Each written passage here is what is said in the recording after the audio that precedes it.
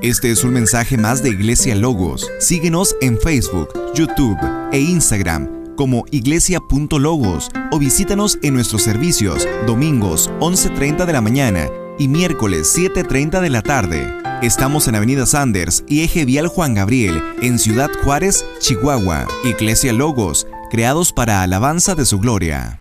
En las últimas semanas hemos estado escuchando acerca de la palabra de Dios, hemos estado aprendiendo cómo Dios a través de Jesús estuvo operando, cómo estuvo haciendo las cosas, los milagros, los prodigios.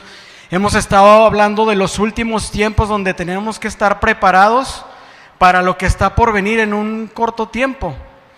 Su palabra dice que no sabemos el día y la hora, pero las señales que están pasando en este momento nos están hablando de que se acerca. Y desde que Jesús estuvo en la tierra, Él hizo un llamado a aquellos que se habrían de convertir en sus discípulos. Y yo quiero hablarte en esta ya tarde prácticamente de cómo Jesús hace el llamamiento, cómo Jesús nos ha escogido para que nosotros seamos sus seguidores, para que seamos sus discípulos. Y la verdad es de que cuando nos ponemos a pensar en esto, o sea, ¿qué tenemos nosotros de especiales para que Jesús haya decidido poner su mirada en nosotros?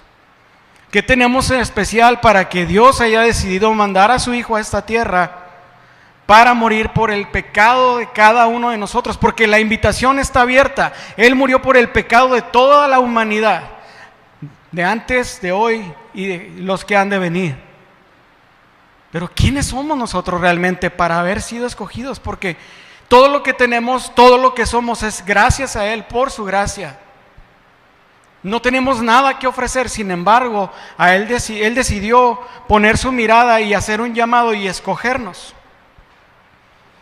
Y lo que más me encanta de esto es que realmente Dios nos escogió por gracia, no por nuestras capacidades, no por lo que podamos ofrecer, no por nuestras aptitudes, no por nuestro propio mérito, sino por su gracia. Los versículos que vamos a estar basando el día de hoy es en Mateo capítulo 4, versículos del 18 al 22. Creo que van a estar ahí en la pantalla, pero si tienes tu Biblia y quieres acompañarme, dice: andando Jesús junto al mar de Galilea, vio a dos hermanos, Simón, llamado Pedro, y Andrés, su hermano, que echaban la red en el mar, porque eran pescadores. Y les dijo: venid en pos de mí, y os haré pescadores de hombres. Ellos entonces, dejando al instante las redes, le siguieron. Pasando de ahí, vio a otros dos hermanos, Jacobo, hijo de Zebedeo, y Juan, su hermano, en la barca con su padre Zebedeo, que remendaban sus redes, y los llamó, y ellos, dejando al instante la barca y a su padre, le siguieron. Y si yo en este momento te pregunto, ¿qué tiene para ti el significado de decir una persona que es un político, o un futbolista, o un actor de una película? Automáticamente nos viene a la mente las capacidades de esas personas, las características o qué es lo que necesitan tener de aptitudes para poder desarrollarse dentro de la política, dentro del fútbol o dentro de una película.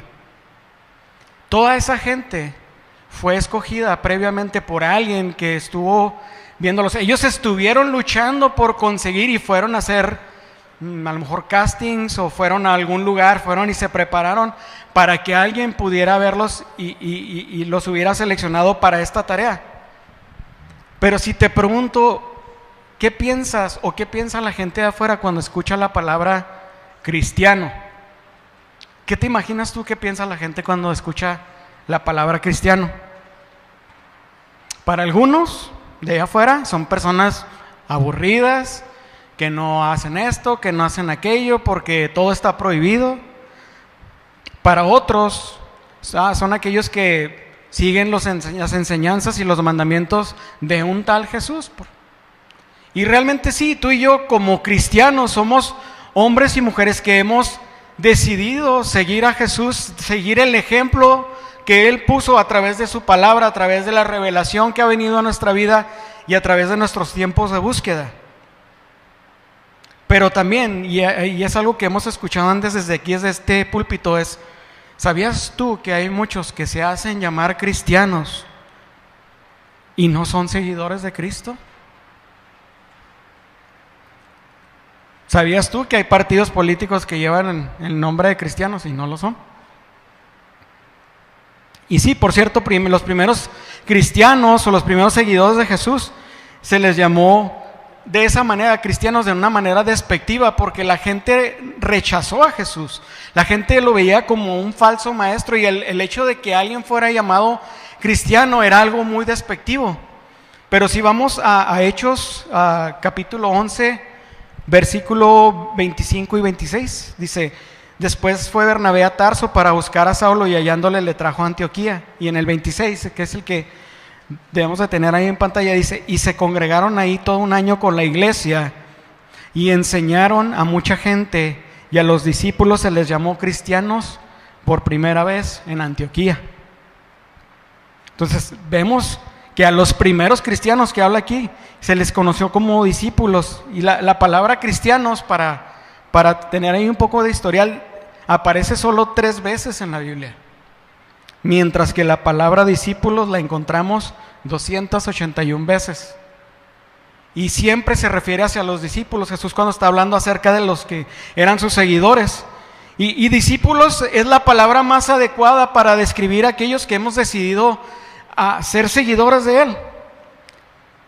Y lo que vamos a hablar el día de hoy tiene que ver con cómo Dios, cómo Jesús nos escogió y cómo escogió a los primeros discípulos, porque esto tiene un trasfondo muy especial, un contexto histórico muy importante. Y te voy a hablar en el pueblo de Israel, los hebreos, desde niños, a partir de como los 5 años, ellos eran instruidos para que aprendieran lo que viene siendo el Torá, y eran dentro de su escuela, dentro de donde ellos estaban siendo enseñados. Ellos estaban preparándose en cuanto a esto. Cuando los niños en Israel en aquel tiempo cumplían los 10 años, ellos ya se sabían todo lo que viene haciendo la doctrina básica de lo que es el judaísmo, el Torá. Pero a los 17 años, si ellos decidían continuar con este camino, ellos tenían que buscar un rabino, a cual ellos acercarse para aprender de ellos,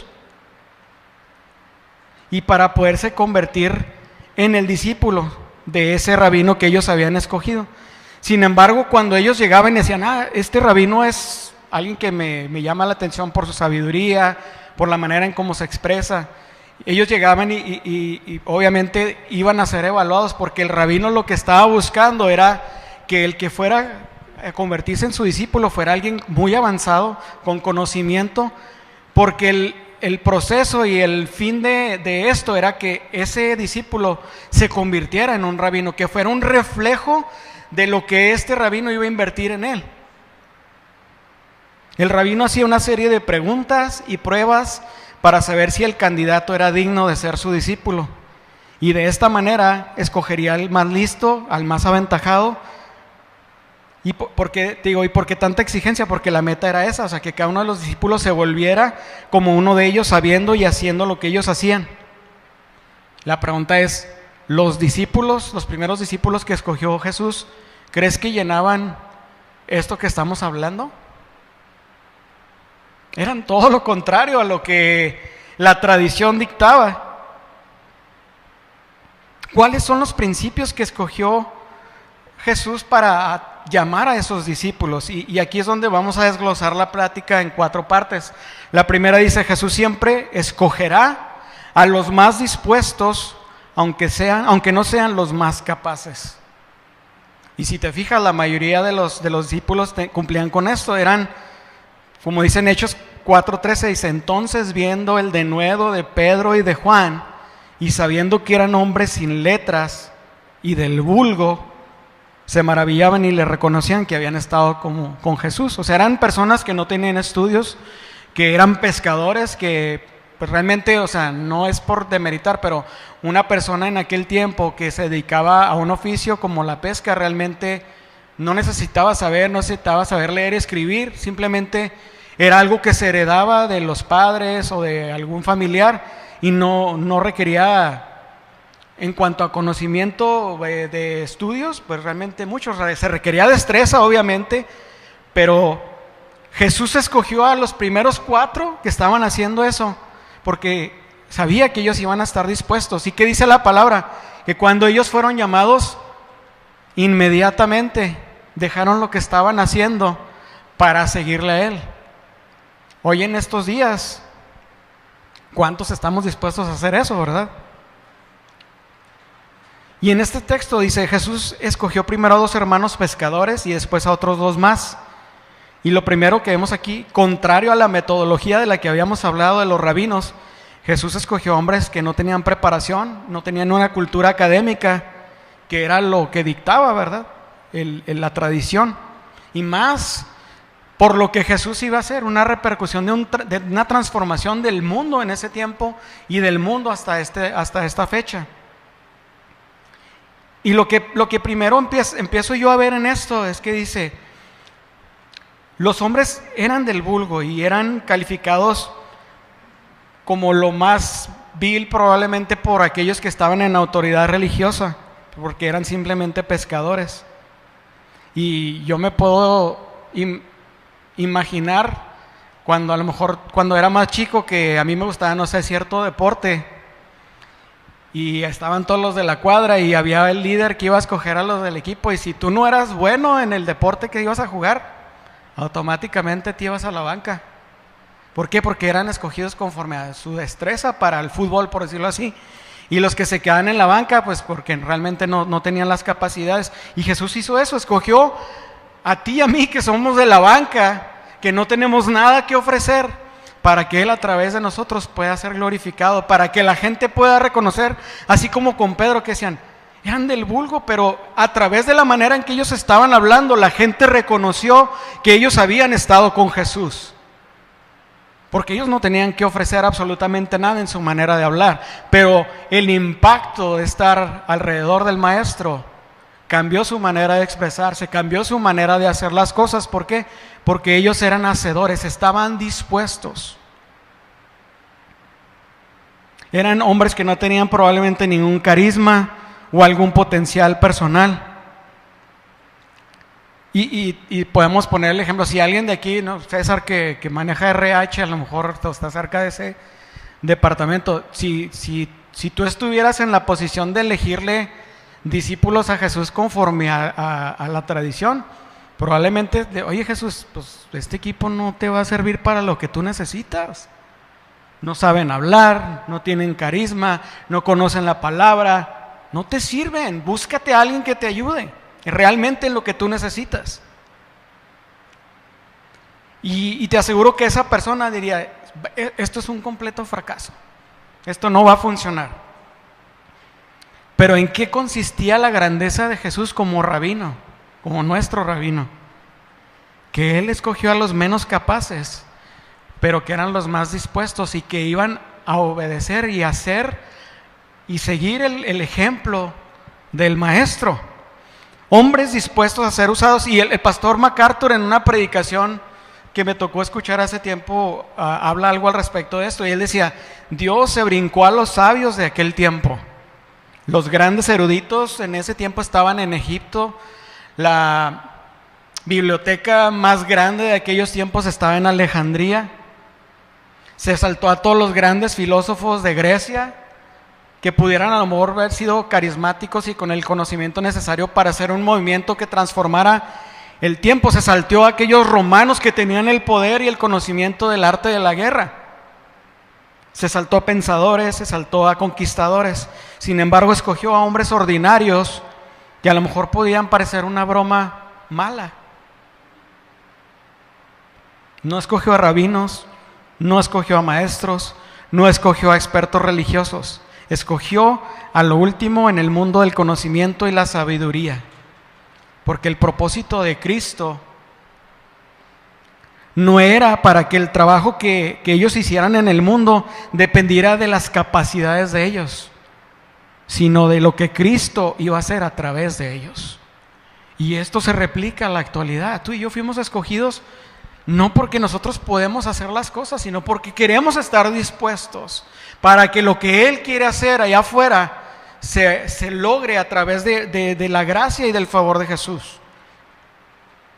La gente con mucho talento, con mucho conocimiento, se iba a interponer en el camino y a lo mejor iban a depender de sus capacidades y no de lo que Jesús quería hacer, no de lo que Jesús podía hacer a través de sus vidas.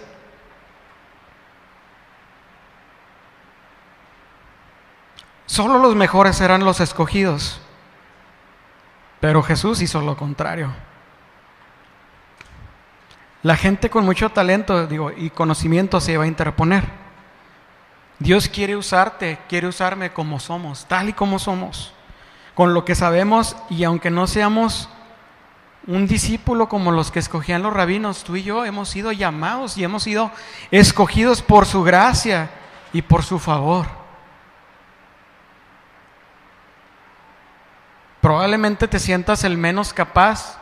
Pudieras decir, es que en mi edad hay una limitante, tengo una enfermedad que pudiera estar afectándome, no tengo el conocimiento, no sé leer, a lo mejor no sé orar, pero sabes que Dios está buscando un corazón dispuesto a hacer lo que Él quiere que hagamos, porque Él se perfecciona en nuestra debilidad. Él hace las cosas a través de nuestra debilidad, y ahí es donde tú y yo podemos glorificarlo, sabiendo que tú y yo no tenemos absolutamente nada que ofrecer. Y en el punto 2, si pasamos, dice, Jesús nos escogerá primero antes que nosotros le escojamos a Él. Y aquí hablamos de los discípulos que escogían un rabino. Ellos veían cuál era el rabino más adecuado y iban a buscar pasar el filtro para estar y aprender de él. Pero Jesús, yendo al contrario, nos muestra esto. Dice, en el versículo 19 de la cita que leímos al principio, dice la primera parte, venid en pos de mí. O sea, es una invitación. Jesús estaba llamando. Y esto fue lo que Él extendió a los discípulos que llamó. Dice, hemos hablado de la diferencia del llamado a los discípulos entre Jesús y los rabinos en esa época, donde todos los mejores eran escogidos y todo dependía del rabino. Si el que pudiera ser prospecto discípulo cumplía con lo que ellos estaban buscando. Así es que en aquel tiempo ser seleccionado para ser un discípulo de un rabino era un privilegio, porque iban a poder estar a los pies de ellos, oír sus enseñanzas. Pero lo que pasó con los discípulos de Jesús fue todo lo contrario. Ellos ni siquiera tuvieron que sentarse a sus pies, porque Él mismo fue el que los buscó. No llegaron a sentarse, vamos a ver si nos escoge para ser los discípulos de Jesús. No, Jesús fue y los buscó donde ellos estaban trabajando y fueron llamados, y Él conoció el corazón de ellos y por eso soltaron las cosas de inmediato, por la disposición. Y el llamado dice, venid en pos de mí. Y en esto vemos algo extraordinario.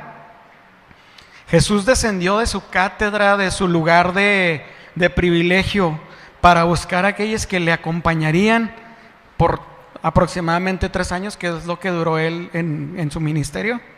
¿Y qué significa esto? Dice, significa que no se trata de que yo haya escogido ser un seguidor de Jesús, o que tú hayas escogido ser un seguidor de Jesús, sino que Él nos escogió primero a nosotros. Tú y yo somos privilegiados de que Él nos escogió. Porque si analizamos la palabra de Dios, ¿cuántos recuerdan la historia de Faraón cuando el pueblo de Israel quería salir? Decía la palabra que Dios endureció su corazón, ¿cierto? Fue escogido como un vaso de deshonra ese Faraón. Y sabes que yo cuando me cayó el 20 dije, gracias Dios, o sea, porque no solamente moriste por mis pecados como por los de toda la humanidad, pero aparte me escogiste para ser parte de la familia de Dios. Me escogiste como un vaso de honra y no de deshonra. Me escogiste con un propósito, a pesar de que sabías que yo no era apto, que yo no tenía capacidades, que yo no podía hablar. Me escogiste en tu gracia y tu misericordia. Si eso no es suficiente para estar agradecidos, yo no sé qué más puedes pensar. Simplemente el hecho de que fuimos escogidos. ¡Wow! porque Él en su infinita misericordia nos seleccionó, porque Él pudo en su soberanía habernos creado para algo diferente, pero Él nos creó para este tiempo, para un propósito, para ser sus discípulos y para predicar el Evangelio, para ser ejemplo de lo que nosotros hemos aprendido de Él, para aquellos que están allá afuera que no han estado sentados en este lugar o en alguna otra iglesia, porque somos un cuerpo. Venid en pos de mí. Y el mismo Jesús nos llamó y dice: Él me escogió a mí primero. Cuando Él te escogió a ti, te debe de dar confianza. Si alguien te está escogiendo, te tienes que tener confianza, porque sabes que algo va a hacer contigo. Hay un motivo, hay una razón. Él nos escogió con un motivo y una razón, y hay que tener la confianza, porque el mismo Jesús dice que no fuimos nosotros. Él nos escogió. Y si vamos a Juan capítulo 15, versículo 16, dice: no me elegisteis vosotros a mí, sino que yo os elegí a vosotros, y os he puesto para que vayáis y llevéis fruto, y vuestro fruto permanezca, para que todo lo que pidiereis al Padre en mi nombre, Él os lo dé. Y vuelvo a lo mismo: ¿quién somos tú y yo para que el Creador del universo nos haya escogido? ¿Quién? Él no nos necesita. Él no necesita de nada lo que nosotros podamos ofrecer. No éramos los mejores, pero Dios es el mejor. No éramos buenos, pero Él es bueno. No fuimos nosotros, Él nos escogió primero. Gloria a Dios porque nos escogió y porque estamos aquí y nos estamos preparando y estamos siendo transformados. No somos los mejores, somos de lo vil y menospreciado. Por su gracia hemos sido escogidos. Dice en el número 3: Jesús nos escogió, pero nos presentó las condiciones del discipulado. Regresando a los versículos 20 y 22, dice: ellos entonces, dejando al instante las redes, le siguieron. Pasando de ahí, vio a otros 2 hermanos, Jacobo hijo de Zebedeo y Juan su hermano, y en la barca con Zebedeo su padre, que remendaban sus redes, y los llamó, y ellos, dejando al instante la barca a su padre, le siguieron. ¿Qué implica esto? Muchas veces, y Dios hace a cada quien el llamado conforme a lo que Dios quiere, pero Dios puede a lo mejor pedirte que dejes lo que tú estás haciendo para que te dediques a cumplir el llamado que Él tiene para ti. No todos van a ser pastores, no todos van a ser evangelistas, no todos van a ser misioneros, pero Dios puede pedirte eso. Si es que tu trabajo, si es que tu familia, como en el caso de los pescadores, ellos dejaron su trabajo, su familia, su sustento por seguir a Jesús, porque sabían que si ellos intentaban conservar eso, no iban a ser aptos para poder ser seguidores de Jesús. Y algo que vemos en este texto de lo que acabamos de hablar, dice, es que la respuesta fue inmediata. Y a lo mejor en esta actualidad mucha gente responde de esa manera, inmediatamente cuando Dios le dice que tiene que hacer esto, que tiene que hacer aquello. Y no digo que a lo mejor te va a decir de la noche a la mañana, deja todo lo que tienes. Pero observa, o sea, Pedro y Andrés inmediatamente dejaron sus redes y le siguieron. Santiago y Juan hicieron lo mismo, inmediatamente dejaron la barca y a su padre y lo siguieron. ¿Por qué se mencionan estas dos cosas que acabo de decir aquí? Porque ambos representan lo más importante que hay en la vida para cada persona, que es el bote y las redes representan la manera en que ellos se ganaban la vida. Eso puede representar tu trabajo, tu negocio. Lo otro que de lo que están hablando es de la familia, en este caso el padre, significa las relaciones más íntimas a las que debemos tanto afecto y a nuestros hijos, probablemente a nuestros padres. Todo esto representa que Jesús tiene que ser lo más importante para ti.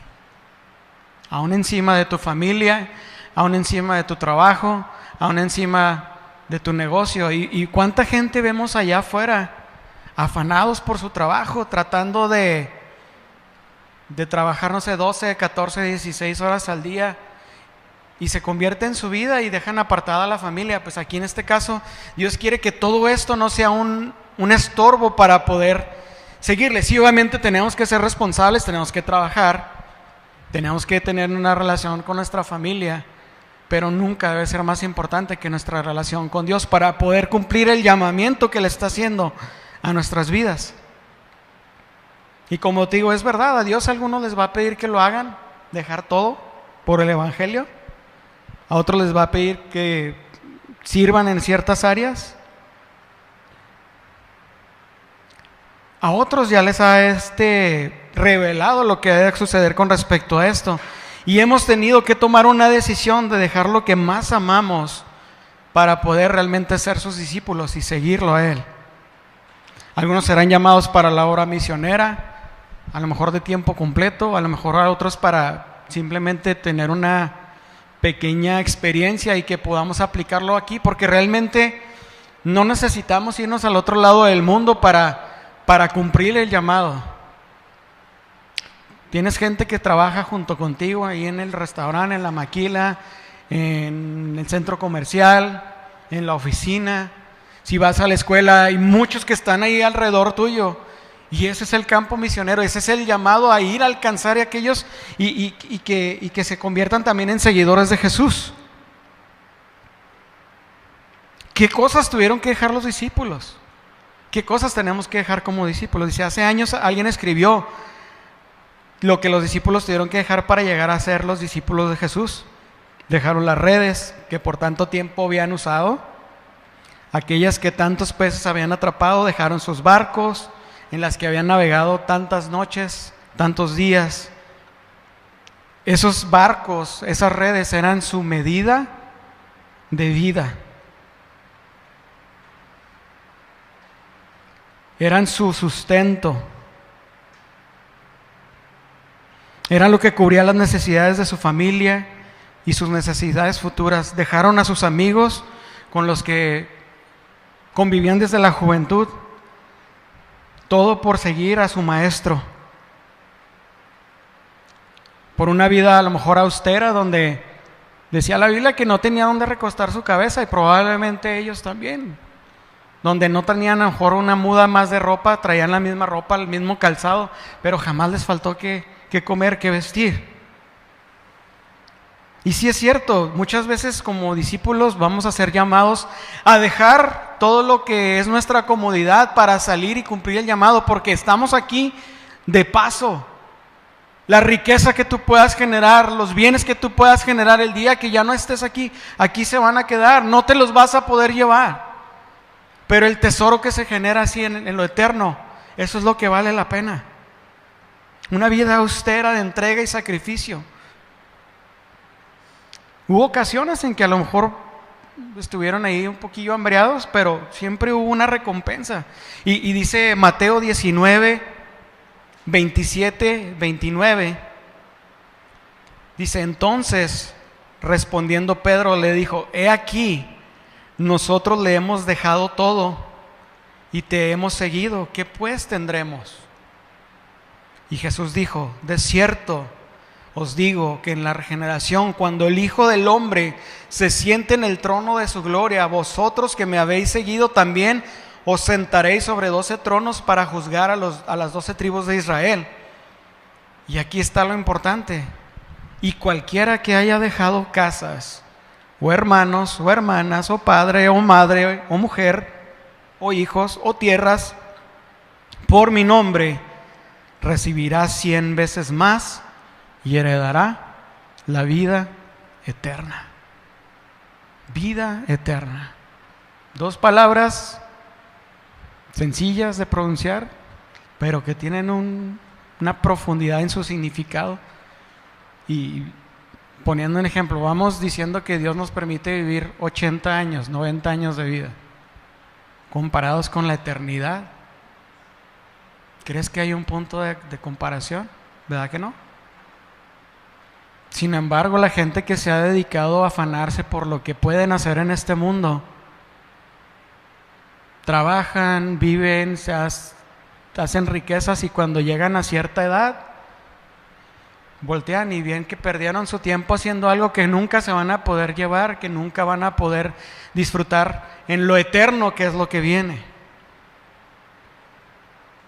Y sí es cierto, muchas veces podemos dejar todo para seguir a Cristo. Pero ¿sabes qué? Va a ser más grande la recompensa de lo que viene después para ti y para mí y para los discípulos, obviamente, que estamos tomando el ejemplo. Y yo pudiera contar una pequeña anécdota. A mí un tiempo Dios me llamó a cumplir una etapa de mi vida. Yo tenía poco de estar graduado, tenía una carrera, ya tenía un buen trabajo, se puede decir. Y Dios hace un llamado a salir a un país para ir a predicar el evangelio, y obviamente cuando yo hablo en mi trabajo para decir es que voy a renunciar porque pues voy a hacer esto, y así como que, o sea, estás loco, o sea, ¿para qué vas a ir a hacer allá? ¿A quién conoces? ¿Sabes? ¿Se perdía hablar el idioma? Digo, no.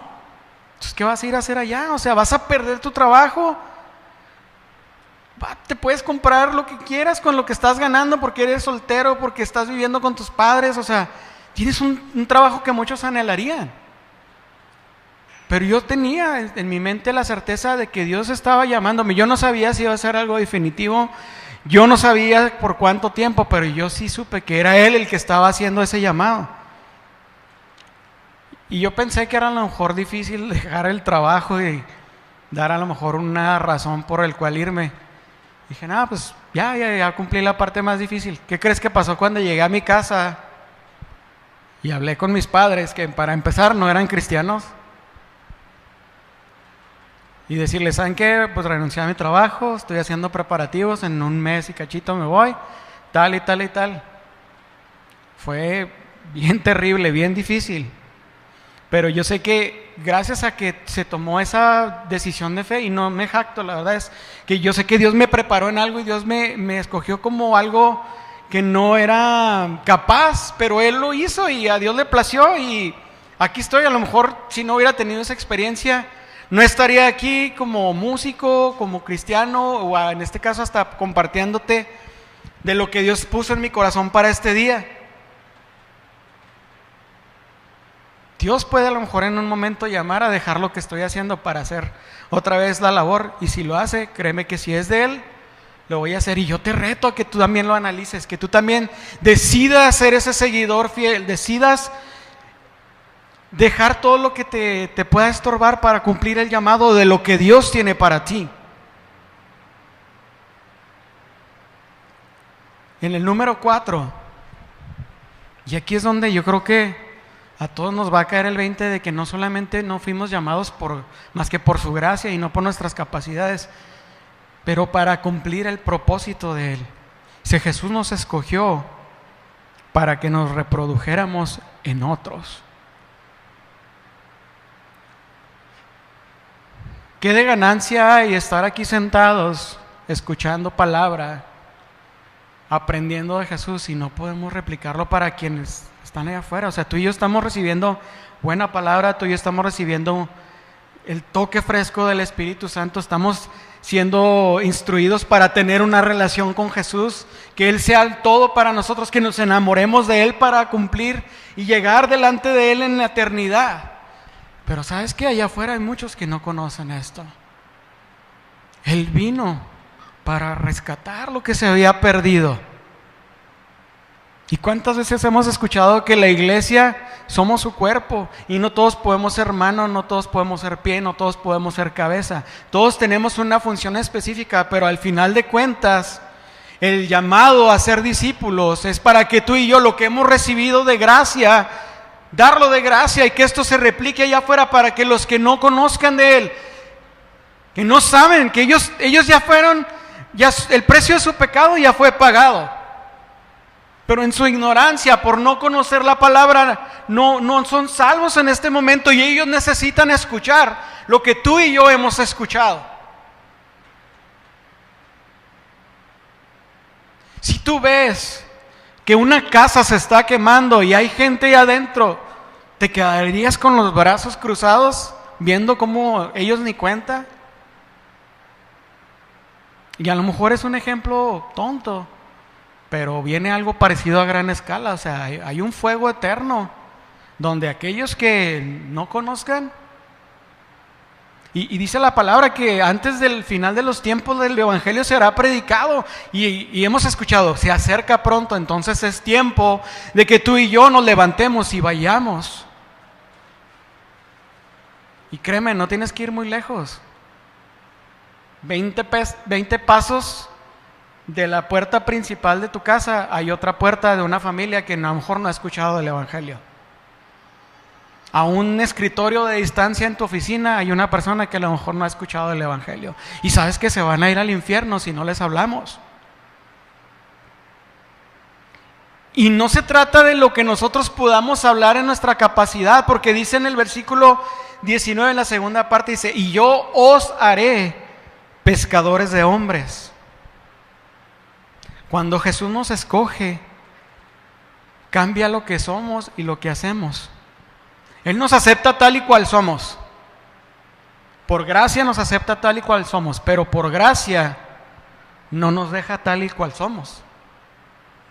Si tú has tenido un encuentro con Jesús real, tú no puedes ser igual. Tú no puedes seguir pecando en lo que hacías hace tiempo antes de que conocieras a Jesús. Tú no tienes carta abierta para pecar, porque Dios en su gracia te escogió y en su gracia te cambió. Y estamos viviendo un proceso porque somos imperfectos, vivimos en un cuerpo imperfecto, pero que se tiene que ir perfeccionando, buscando estar en su presencia, sentándonos a los pies del rabino para escuchar de su palabra, para tener una comunión con él y poder reproducirnos allá afuera, en aquellos que no le conocen. Por su gracia nos escogió tal y como somos, pero por su gracia no nos deja tal y como somos.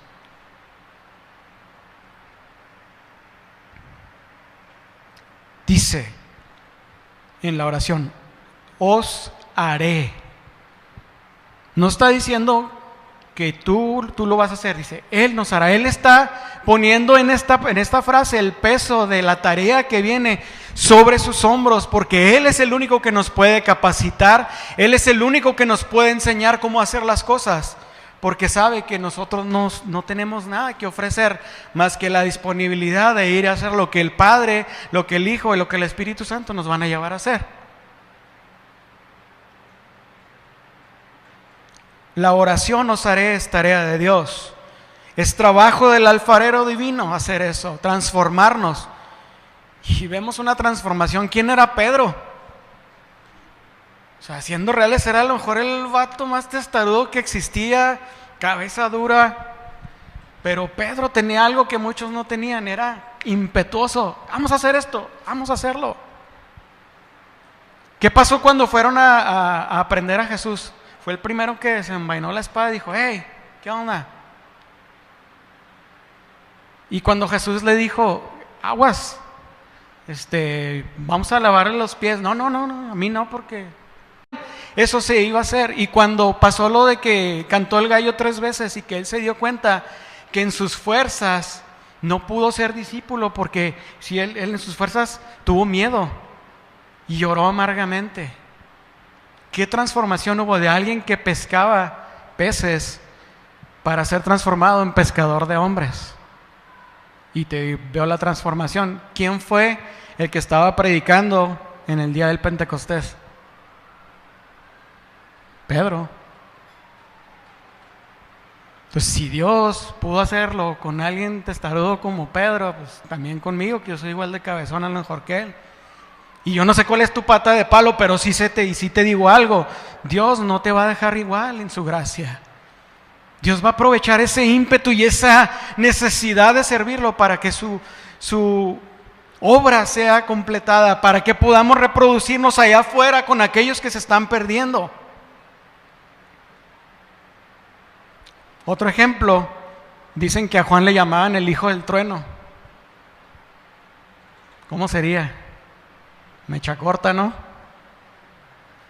¿Y cómo se le conocía a Juan después de pasar su tiempo con Jesús? ¿El discípulo del qué? Del amor, prácticamente, el que amaba, el discípulo que Jesús amaba, el más tiernito, el más cercano a su corazón. Y así como Dios le dijo a Adán y a Eva que fueran fructíferos y se multiplicaran, nacemos para reproducirnos, nacemos de nuevo para dar fruto. La tarea de un discípulo es otro discípulo. ¿Qué pasó con Jesús cuando fue a la higuera a querer comer un higo? ¿Qué pasó? Pues no había nada. ¿Qué pasó? Se secó. Tú y yo hemos sido llamados como sus discípulos para dar fruto. Y cuidado si no damos fruto. ¿Realmente somos sus discípulos? ¿O nada más somos simpatizantes? Digo, no podemos ser igual. No podemos ser igual.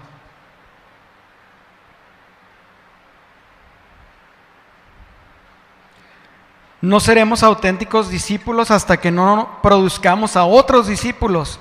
Jesucristo le dijo a los hombres que escogió: os he puesto para que vayáis y llevéis muchos frutos. Es hora de saber que fuimos salvos para contribuir a la salvación de otros. Y si tú y yo no lo hacemos, ¿quién lo va a hacer?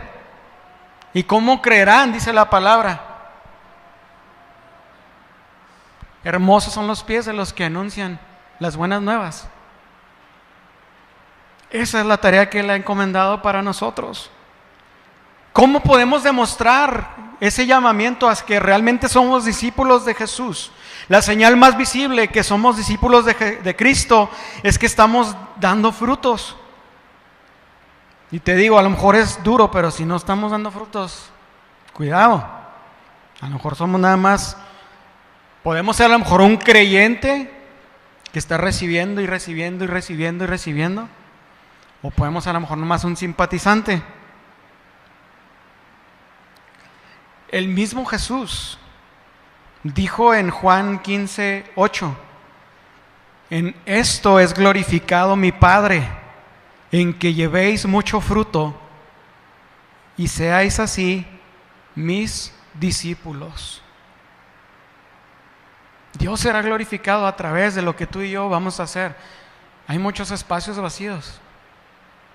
Es tiempo de levantarnos y llenar este lugar, no porque estemos buscando una cantidad, porque cada asiento significa un alma que se puede estar perdiendo si tú y yo no reproducimos lo que Jesús quiere que hagamos en otros discípulos.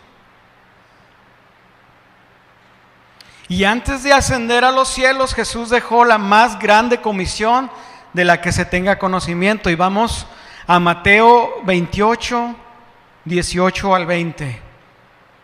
Y dice así: y Jesús se acercó y les habló diciendo: toda potestad me es dada en el cielo y en la tierra. Por tanto, id y haced discípulos a todas las naciones, bautizándolos en el nombre del Padre y del Hijo y del Espíritu Santo, enseñándoles que guarden todas las cosas que os he mandado, y he aquí yo estoy con vosotros todos los días hasta el fin del mundo.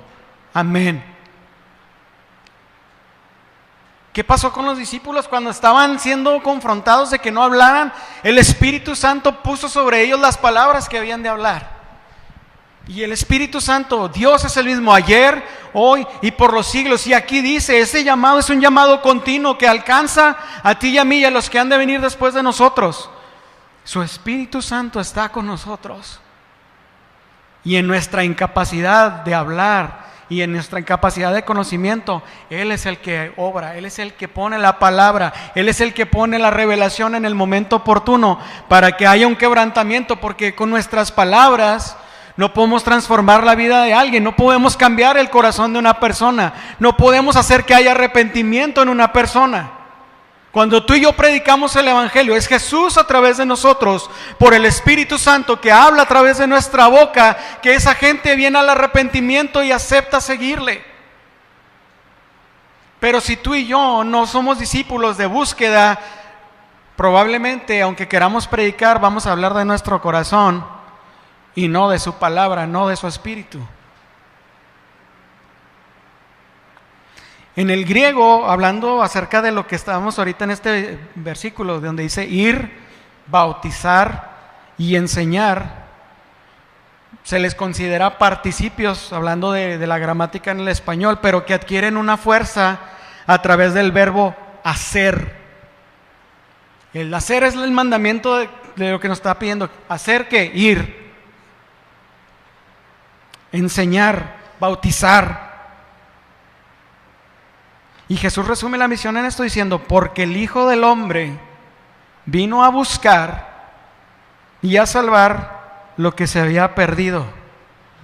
¿Cómo fueron llamados los primeros discípulos? Jesús fue y los buscó. Jesús viene y nos busca a nosotros. Jesús te buscó a ti. Tú no lo escogiste a Él, Él te escogió a ti. Si no nos unimos al Señor en esta misión de buscar para que Él pueda salvar al que se había perdido, no podemos ser sus discípulos. Es el llamado, nos está llamando a ir y predicar el Evangelio. Nos dio potestad, nos dio autoridad. Dice: pero el Hijo del Hombre vino a buscar y a salvar lo que se había perdido.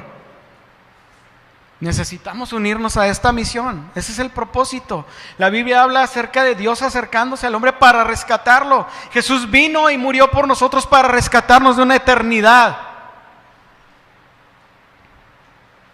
Y quiero que sepas, y no es mi intención poner una carga porque no lo digo yo, pero tú y yo somos responsables de las personas que están a nuestro alrededor. Tú y yo somos responsables de llevarlas a Cristo. Porque sabes que lamentablemente para ellos, si no son alcanzados, porque para nosotros la venida de Jesús es algo que anhelamos, no es algo que nos da temor, al contrario, sabemos que ya vamos a casa. Pero qué pena aquellos que no conocieron, porque el libro será abierto. ¿Y qué dice Apocalipsis 20:15? Y el que no se halló inscrito en el libro de la vida fue lanzado al lago de fuego. Como discípulos de Jesús, tú y yo somos responsables de los que están a nuestro alrededor, porque tú y yo somos la sal de este mundo. Tú y yo somos los pies que van a ir a llevar el Evangelio a aquellos que no han creído, que no han escuchado, porque no hay quien les predique. Tú y yo somos los que lo vamos a hacer. ¿Qué sería o qué significaría para ti que tu mejor amigo de la infancia, con el cual a lo mejor todavía tienes relación, se ha lanzado al lago de fuego? Tu hermano, hijo de tu padre y madre, tu primo, tu tío, tu abuelo. Se está quemando la casa y tú y yo no podemos estar esperando a que ellos solo se den cuenta que ahí viene el fuego. Tú y yo tenemos que correr a gritar: ¡hey! ¡Te vas a quemar! Aquí está la salvación, aquí está Jesús, te está esperando con los brazos abiertos. No tienes que hacer absolutamente nada más que aceptarlo primeramente para que pueda ser transformado. Y obviamente hay que un precio que pagar, que es estar en búsqueda, apartándonos de todo aquello que pueda estorbar para que su obra sea fructífera a través de nosotros para alcanzar a otros.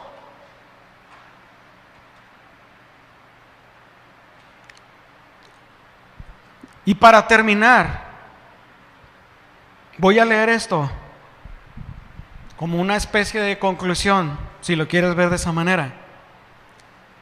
Jesús escogió a sus discípulos no porque eran los mejores, sino porque Él sabía que todos estaban dispuestos. Se dio cuenta que cuando Jesús les llamó la palabra, o sea, se dan cuenta que cuando Jesús les dio la palabra de ir, ellos inmediatamente lo hicieron. Incluso podemos verlo en el caso de Mateo el publicano, también dejó lo que estaba haciendo y ¡bum!